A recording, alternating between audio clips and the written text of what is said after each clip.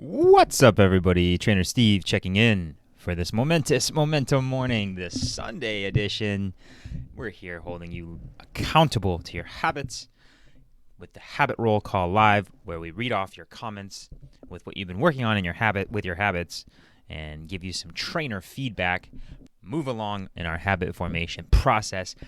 Dozens of people in this group building habits, changing their bodies and their minds with time, understanding that it's sticking to it takes to get you to it. Today, I was working on a topic earlier this morning about leaky gut.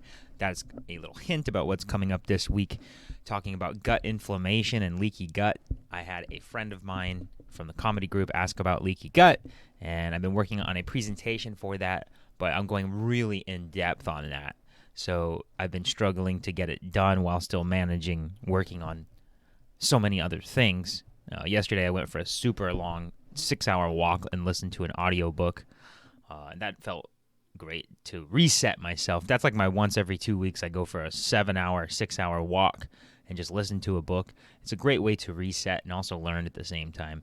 But today, let's move over to what the topic at hand is, and then we're just going to summarize what we covered this week in case you missed it. We have tons of great gold nuggets for you here. So this week so far, this is the best medicine. Try it in yesterday's YouTube post. Make sure you're checking out these on YouTube. They have much better quality. We edit them, fix the parts where the microphone cuts out, and add in some visuals to help you out. So this is the best medicine. Try it. Laughter. If you're not laughing enough, science has shown that the laughter can help prevent certain diseases, help you deal with pain better, and reset circuitry in your brain to put you in better moods. So let's have some laughs out there. So funny. A trick to be aware of to stay on track with your diet. That one I'm going to keep a secret. You're going to have to go look at that one. How to stop procrastinating, another great post about the Zeigarnik Effect and how you have an open loop, such as if you were at a restaurant and your waiter came, they would memorize your order, they'd have it all down to a T and might not even have to write it down. But as soon as you were gone, they would completely forget about it. And so when it comes to your diet and exercise programs, you can think about that Zeigarnik Effect in the sense that if you just get yourself started, it'll be much easier to keep going. But you need a plan that says, I need to do this, this, this, and this to be complete.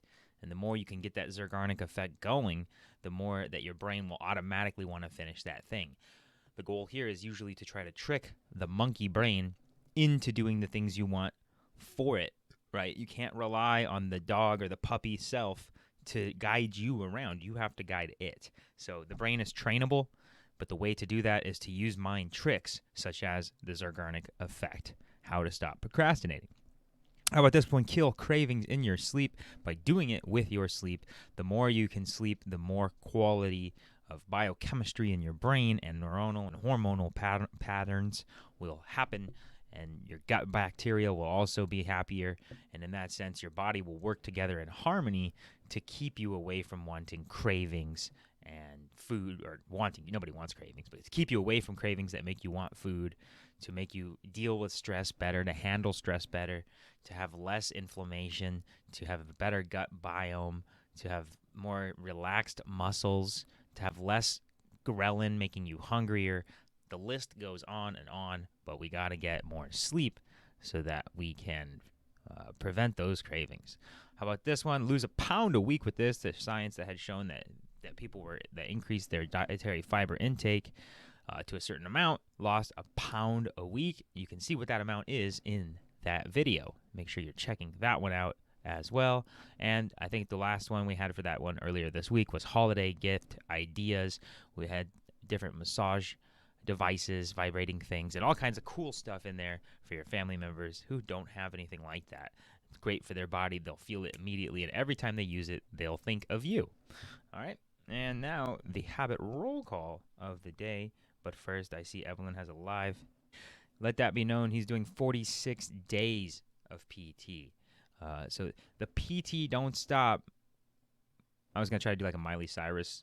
Is that Miley Cyrus? My brain's too slow right now. Didn't get enough sleep, just like talking about that sleep thing. But it's 46 days of physical therapy that he's done. Most people I see, they'll do physical therapy for like a week and starts to feel kind of better, but then they're like, these exercises are tedious, so I'm not going to do it anymore. Mike Wassman has done it for 46 days, right?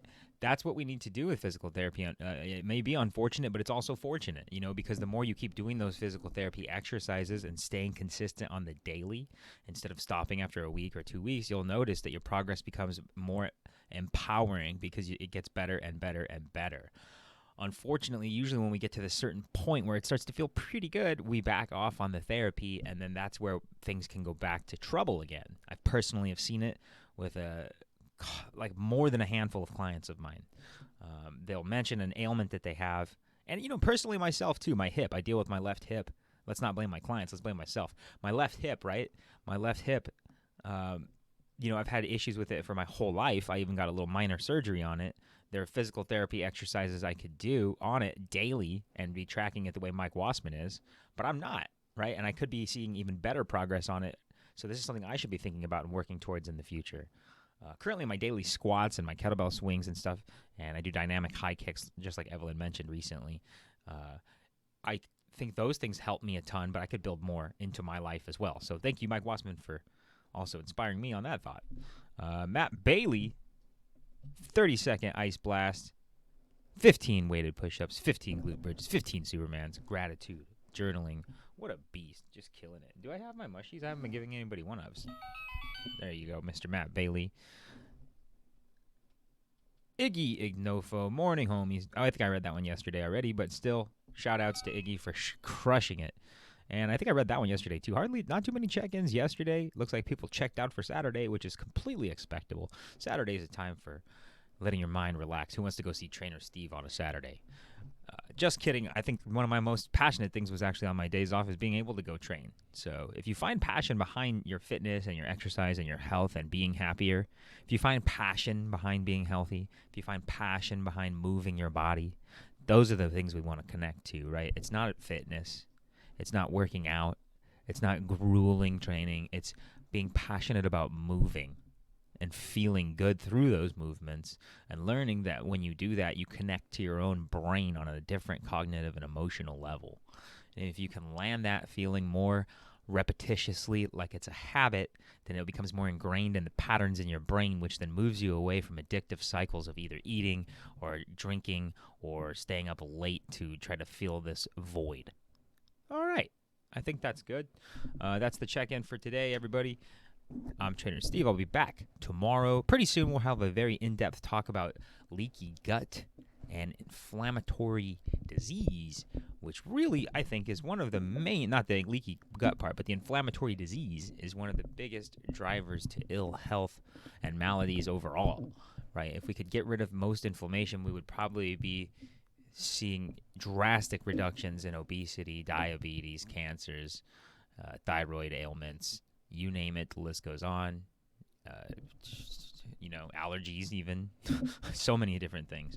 All right, now I'm out. Make sure we get out there and play today, baby. Work is play.